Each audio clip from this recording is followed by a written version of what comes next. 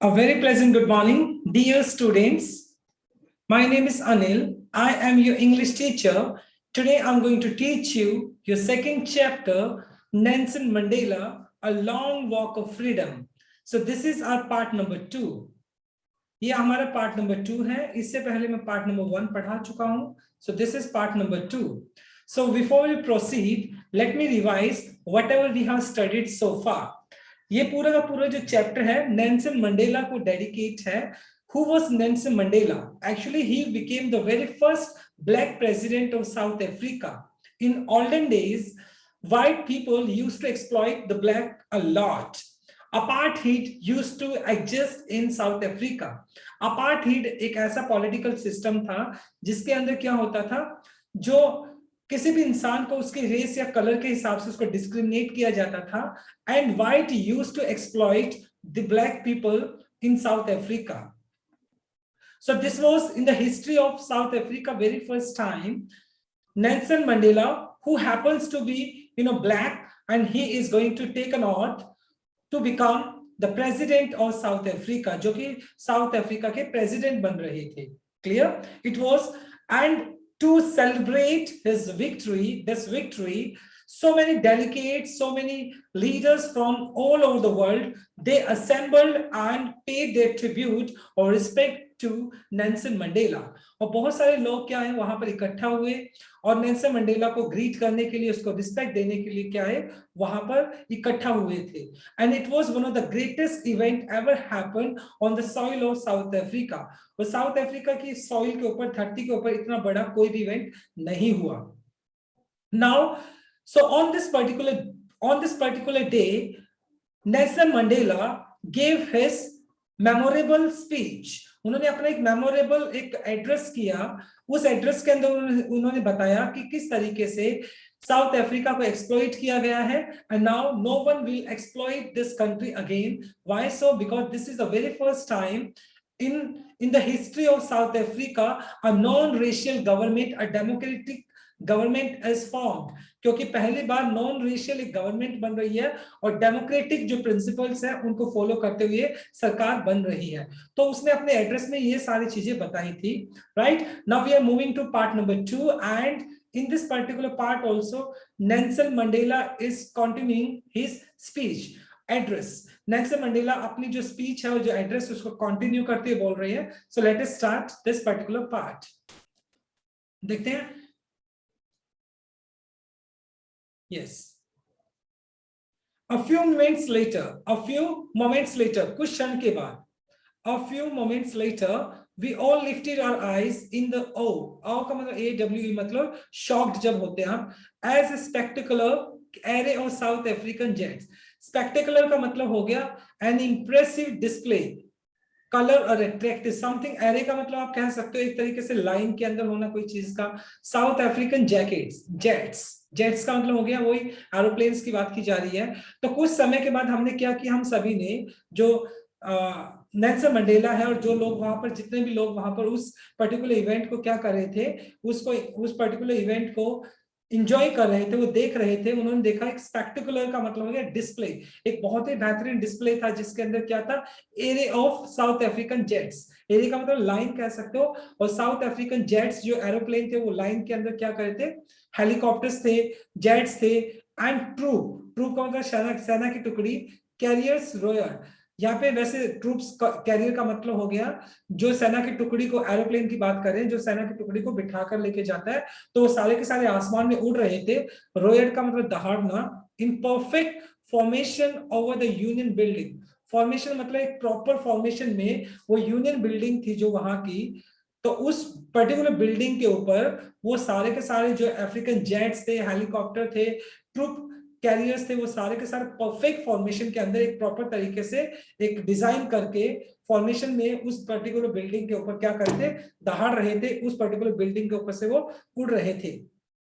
और ये जो सीन था बहुत ही स्पेक्टिकुलर था, मतलब बहुत ही ज्यादा इंप्रेसिव था देखने में. And it was not only a display of pin point precision. देखो पिन पॉइंट प्रिसिशन का मतलब हो गया बहुत ज्यादा बारीकी, बहुत ज्यादा बारीकी. पिन पॉइंट का मतलब छोटी छोटी बात कर सकते हैं। और मतलब ये जो डिस्प्ले है इसके अंदर छोटी, ऐसा नहीं कि बहुत ही बेहतरीन तरीके से उसको क्या किया गया था, उसको डिस्प्ले किया गया था। एंड द मिलिट्री फोर्स, और मिलिट्री फोर्स को दिखाया गया था। And but a demonstration of the military loyalty to democracy, मतलब इसका सिर्फ मतलब ये नहीं था कि वो सिर्फ साउथ अफ्रीका अपनी मिलिट्री जो फोर्स है उसको दिखाना चाहता था, बल्कि इसके साथ साथ ये डेमोन्स्ट्रेशन था, इस बात को दिखाना था, डिस्प्ले था कि जो मिलिट्री है साउथ अफ्रीका की वो कितनी लॉयल है, कितनी वफादार है उसके लोकतंत्र के लिए, डेमोक्रेसी के लिए। टू अ न्यू गवर्नमेंट, ये दिखा रहा था कि जो नई सरकार अभी बनी है, एक न्यू गवर्नमेंट बनी है, उसके लिए मिलिट्री कितनी लॉयल है, that had been freely and fairly elected. और it was the very first time कि साउथ अफ्रीका की धरती के ऊपर फ्रीली और फेयरली, ऑनेस्टली पहली बार एक नॉन डेमोक्रेटिक, अगर मैं बात करता हूं, एक डेमोक्रेटिक मतलब क्या बनी थी, एक नॉन रेशियल डेमोक्रेटिक सरकार बनी थी, जो कि बहुत फेयरली तरीके से, ऑनेस्ट तरीके से बनी थी। ओनली मोमेंट्स बिफोर, कुछ ही टाइम पहले की बात बताते हैं यहाँ पर नेल्सन मंडेला कि the highest generals of south Africa, जो डिफेंस के सबसे जो हाईएस्ट ऑफिशियल थे, उन्होंने क्या किया था, फोर्स एंड पुलिस, मतलब जो आर्मी की अगर बात की जाए, डिफेंस की अगर बात की जाए और पुलिस की अगर बात की जाए, जो जनरल्स थे, हाईएस्ट जनरल्स का मतलब जो हाईएस्ट रैंक के जो ऑफिशियल्स थे, देयर चेस्ट इन बिकार, देयर चेस्ट बेडेक्ट, बेडेक्ट का मतलब हो गया कहीं ना कहीं सजे हुए होना, बेडेक्ट का मतलब छाती के ऊपर सजे हुए होना, लगे हुए होना, विद रिबन्स, और उनके उनके छाती के ऊपर जो हाईएस्ट जो जनरल्स थे, जो ऑफिशियल्स थे, उनकी छाती के ऊपर बहुत सारे रिबन्स यानी मेडल्स, अचीवमेंट वाले जो मेडल्स होते हैं वो लगे हुए थे। फ्रॉम डेज गोन बाय, उनको ज्यादा टाइम नहीं हुआ है, उनको बहुत ज्यादा टाइम नहीं हुआ है कि वो जो हाईएस्ट जनरल्स थे सल्यूटेड मी, मतलब अभी बहुत लंबा टाइम नहीं हुआ कि वो सारे के सारे जनरल्स जो कि क्या थे, जिनकी चेस्ट के ऊपर बहुत ज्यादा रिबन्स और मेडल्स लगे हुए थे, उन्होंने मतलब क्या किया, बहुत लंबे टाइम पहले की बात नहीं है, उन्होंने मुझे सल्यूट किया and pleaded there and and placed का मतलब शपथ लेना, दे लॉयल्टी, और उन्होंने कहीं ना कहीं इस गवर्नमेंट के प्रति क्या ली, उन्होंने प्लेज ली, ऑथ ली कि वो अपनी लॉयल्टी दिखाएंगे, वो अपनी वफादारी दिखाएंगे। आई was not unmindful of the fact, unmindful का मतलब हो गया conscious of, away unaware of, यहाँ पे मतलब कि मतलब मैं इस बात को, मतलब मैं क्या हूं, इस बात को अवेयर हूं मैं, नॉट अनमाइंडफुल हो गया ना, मतलब नॉट नॉट अनकॉन्शियस, मतलब मैं इस बात को लेकर बहुत ज्यादा कॉन्शियस हूँ, ये बात मेरे दिमाग में अभी भी है, ये जो सच्चाई है वो मेरे दिमाग में अभी है, क्या that not so many years, मतलब ये बहुत सालों पहले की बात नहीं है, before they would not have saluted but arrested me, यही जो हाईएस्ट जनरल्स थे जिन्होंने मुझे सल्यूट नहीं किया था बहुत सालों पहले, बल्कि उन्होंने मुझे अरेस्ट कर लिया था, क्योंकि उस टाइम जो नेल्सन मंडेला थे वो सिर्फ एक फ्रीडम फाइटर थे जो कि अपार्थाइड के अगेंस्ट लड़ रहे थे, और इन्हीं जो हाईएस्ट जनरल्स है इन्होंने उनको अरेस्ट कर लिया था, लेकिन आज वही जनरल उनको क्या करे, सल्यूट करे। व्हाई सो, बिकॉज वो आज प्रेसिडेंट बने हैं और प्रेसिडेंट के तौर पर उनको सल्यूट करना पड़ेगा उनको। ओके, फाइनली कारवा Finally, a carver of Impala jets left smoke trail of black, red, green, blue, gold of New South African flag. देखो, कार्वो की अगर मैं बात करता हूं, pattern of shape, pattern of V shape, मतलब ये जो वी शेप का एक पैटर्न बना रहे थे इम्पाला जेट्स, इम्पाला जेट्स का नाम है, जो एरोप्लेन का नाम है, तो वो क्या कर रहा था, एक पैटर्न में क्या कर रहे थे, एक वी शेप बनाई हुई थी उन्होंने, और वो क्या कर रहे थे, स्मोक मतलब धुआं निकल रहा था, trail of the black, trail of the black, trail का अंदर पीछे से उसके धुआं निकल रहा था, ब्लैक कलर का, रेड कलर का, ग्रीन कलर का, ब्लू कलर का, गोल्ड कलर का, और ये सारे के सारे कलर क्या बना रहे थे, जो साउथ अफ्रीका का जो न्यू फ्लैग है वो न्यू फ्लैग को फॉर्म कर रहे थे। एरोप्लेन्स क्या करते हैं, वी शेप में आगे बढ़ रहे थे, और पीछे वो क्या कर रहे थे, साउथ अफ्रीका का जो कलर, जो साउथ अफ्रीका का जो फ्लैग है जिसके अंदर अलग अलग कलर है, black, red, green, blue, gold, वो फ्लैग को क्या पे कर रहे थे, उस कलर के अंदर वो क्या, उस स्मोक के अंदर क्या कर रहे थे, उस साउथ अफ्रीका के फ्लैग को बना रहे थे। द डेज वो सिंबलाइज, सिंबलाइज का मतलब प्रतीक होना, ये जो दिन था वो इस बात का प्रतीक था, for me, by the playing of two our national anthems, और उस दिन मतलब हमारे यहाँ पर दो नेशनल एंथम को प्ले किया गया, and the vision of the whites singing नियोस्की सिक्लेल अफ्रीका, और जो व्हाइट पीपल थे वो कौन सा नेशनल एंथम गाते थे, नकोसी सिक्लेल, मतलब ये उनका नेशनल एंथम है, वो गा रहे थे। And black singing Die Stem, और जो ब्लैक पीपल थे वहां पर साउथ अफ्रीका के अंदर, वो डाई स्टेम गा रहे थे। तो उस पर्टिकुलर डे के दिन मतलब जो थे दो नेशनल एंथम को प्ले किया गया। The old national anthem, the old national anthem of republic, although that day neither group knew lyrics of the anthem, they once despised का मतलब very low opinion of, they would soon know the words by heart। चलो दोबारा से करते हैं इसको। And the old anthem, और उस दिन की बात की जाए जो ओल्ड एंथम, जो पुराना एंथम था, रिपब्लिक मतलब जो साउथ अफ्रीका की जो डेमोक्रेटिक कंट्री, डेमोक्रेटिक जो सरकार बनी थी, उसका जो नेशनल एंथम था, ऑल्दो हालांकि नीदर ग्रुप, ना तो व्हाइट लोगों को उनका, व्हाइट लोगों को ब्लैक का नहीं आ रहा था, ब्लैक को व्हाइट का नहीं आ रहा था, new the lyrics of the anthem, उनको नेशनल एंथम ही नहीं आ रहा था उस दिन।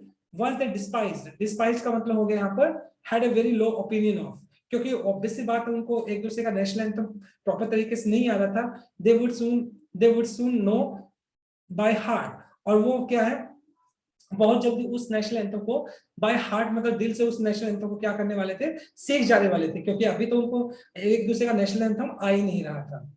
On the day of inauguration, जिस दिन वो शपथ समारोह होना था, on the day of the national inauguration, जिस दिन वो और सेरेमनी होनी थी, आई वाज ओवरवेल्म्ड। ओवरवेल्म्ड का मतलब होता है बहुत ज्यादा भर जाना किसी चीज से, filled with capacity, with a sense of history, मतलब उस दिन मुझे इतिहास की बहुत सारी चीजों से मैं भर गया, बहुत सारे ऐसे इंसिडेंसेस थे इतिहास के जिसमें मुझे घेर लिया, जिनसे मैं भर गया। इन द फर्स्ट डिकेड, पहले डिकेड की अगर बात की जाए, पहले दशक की अगर बात की जाए, और the 20th century, 20th century का जो पहला दशक था, 20th सेंचुरी का मतलब अगर मैं बात करता 1910 की अगर बात कर रहे हैं, 20th सेंचुरी 1910 की अगर बात की जाए, a few years after bitter कड़वा Anglo Boyer war, Anglo Boyer war हुआ था वहां पर, and before my own birth, और ये जो एंग्लो बोयर वॉर हुआ था वो मेरे जन्म से पहले हुआ था। The white skin people of south Africa passed up their differences and erected a system of and racial domination against the dark skinned people of their own land। हुआ क्या था, एंग्लो वॉयर एक वॉर हुआ था जिसके अंदर व्हाइट पीपल के जो लोग थे उन्होंने आपस में पैचअप कर लिया। पैचअप का मतलब हो गया उन्होंने आपस में सलाह कर लिया, उन्होंने आपस में जो उनके डिस्प्यूट्स थे उन डिस्प्यूट्स को खत्म कर लिया, और उसके बाद उन्होंने क्या किया, इरेक्टेड का मतलब खड़ा करना, और एक ऐसे सिस्टम उन्होंने वहां पर खड़ा कर दिया।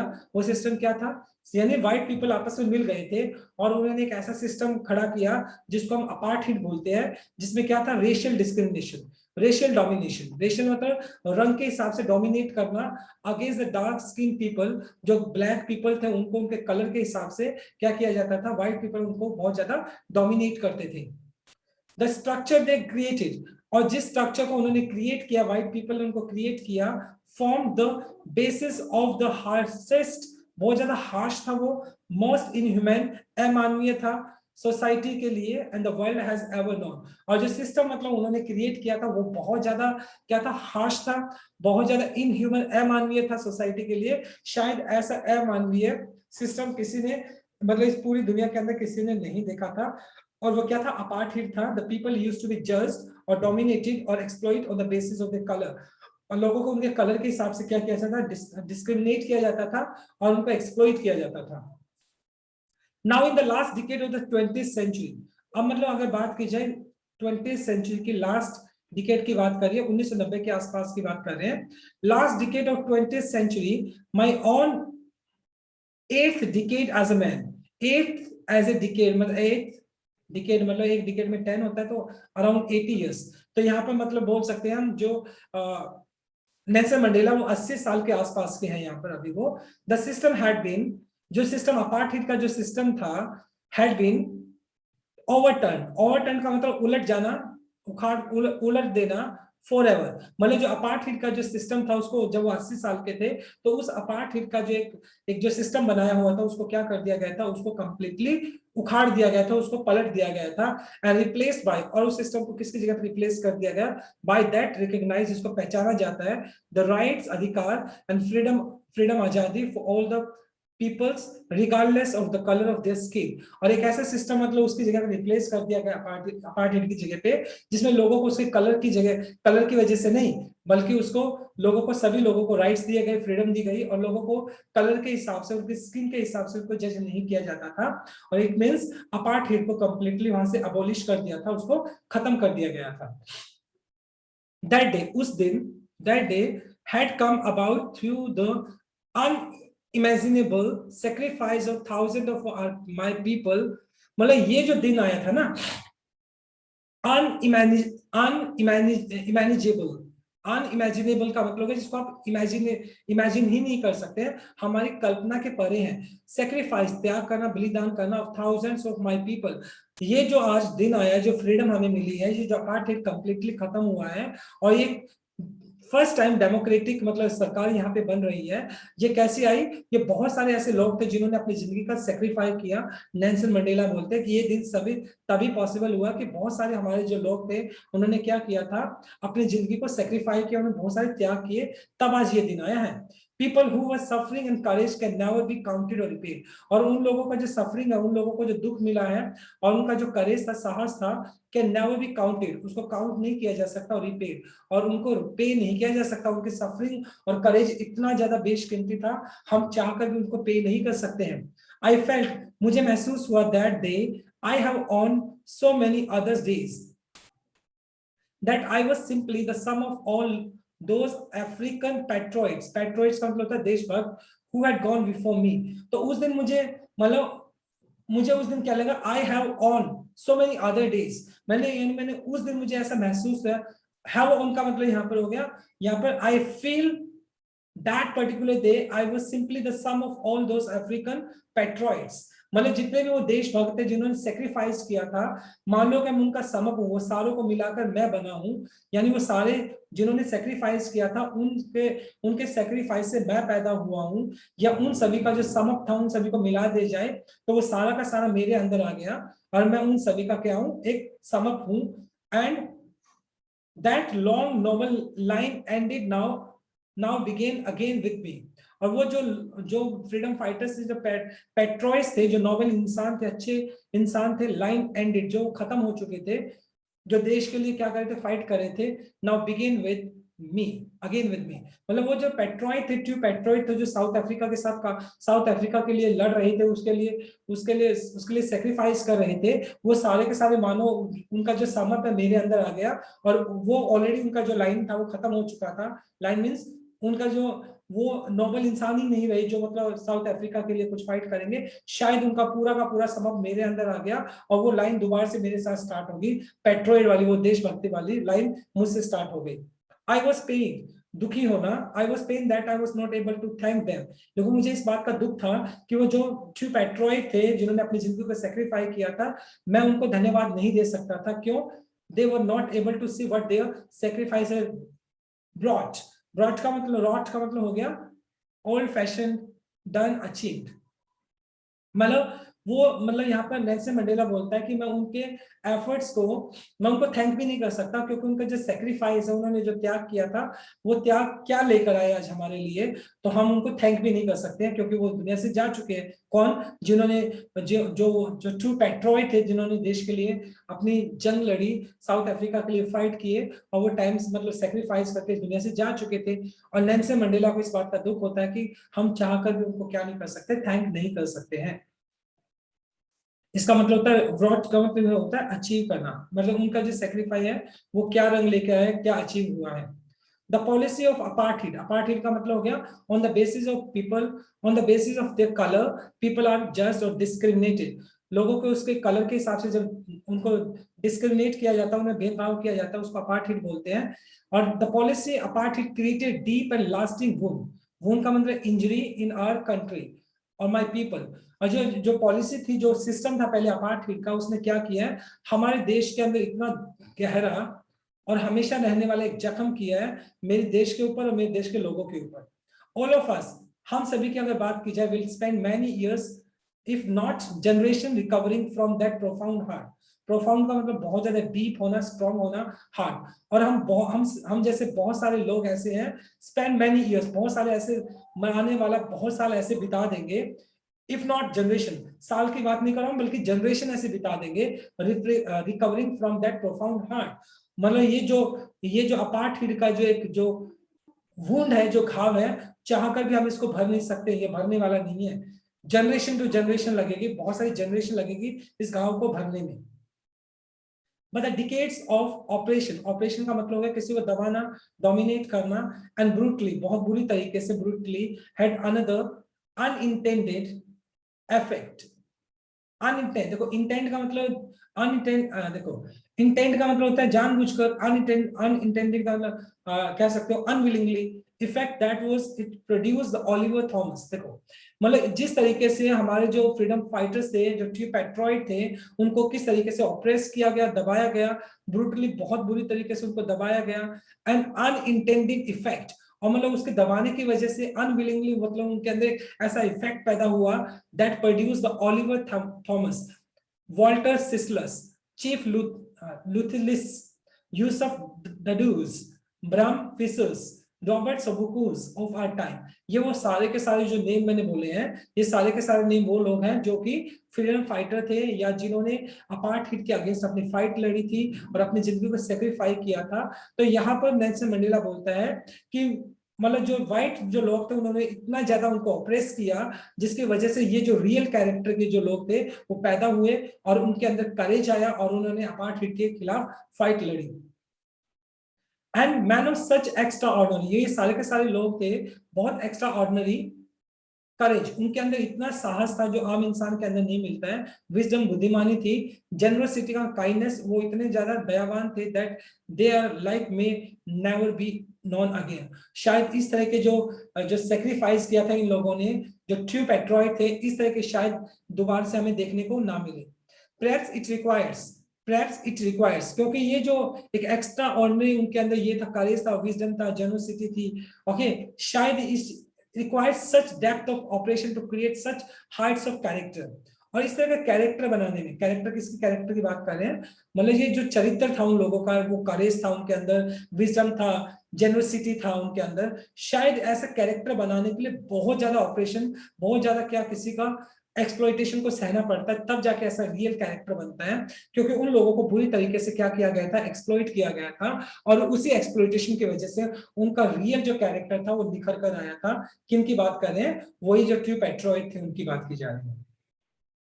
माई कंट्री इज रिच, यहाँ पे नेल्सन मंडेला कहता है कि मेरी जो कंट्री है वो रिच है इन द मिनरल्स। यानी कहने की बात ये है कि नेल्सन मंडेला कहता है कि हमारी कंट्री के अंदर मिनरल्स बहुत ज्यादा पाए जाते हैं, खनिज बहुत ज्यादा पाए जाते हैं, एंड जेम्स, जेम्स का मतलब है stone, okay, that lie beneath it's soil, beneath का मतलब नीचे, सॉइल का मतलब जमीन। यानी साउथ अफ्रीका में अंदर मिनरल्स बहुत ज्यादा पाए जाते हैं, जेम्स बहुत ज्यादा पाए जाते हैं उसकी धरती के अंदर।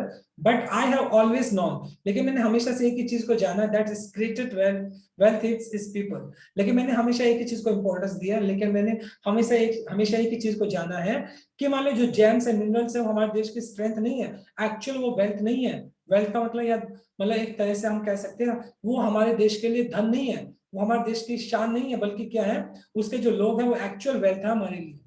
फाइनर एंड ट्यूअर, बहुत ही फाइन कैरेक्टर के लोग हैं। ट्यूअर का मतलब सच्चे लोग हैं, then the purest diamond, diamond से भी कहीं ना कहीं ज्यादा जो हमारे लोग हैं बहुत ज्यादा फाइन और ट्रू सच्चे लोग हैं, डायमंड से भी ज्यादा प्योर इंसान है हमारे जो लोग हैं, जो ऐसे जो ट्रू पेट्रॉइड की बात की जा रही है।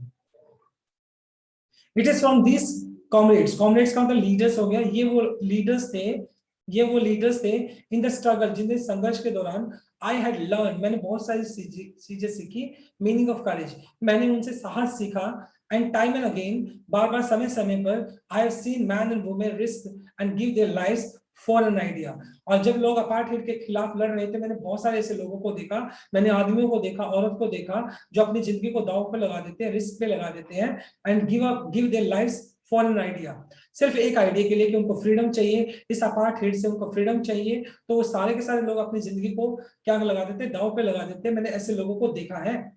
I have seen men stand to attacks and torture.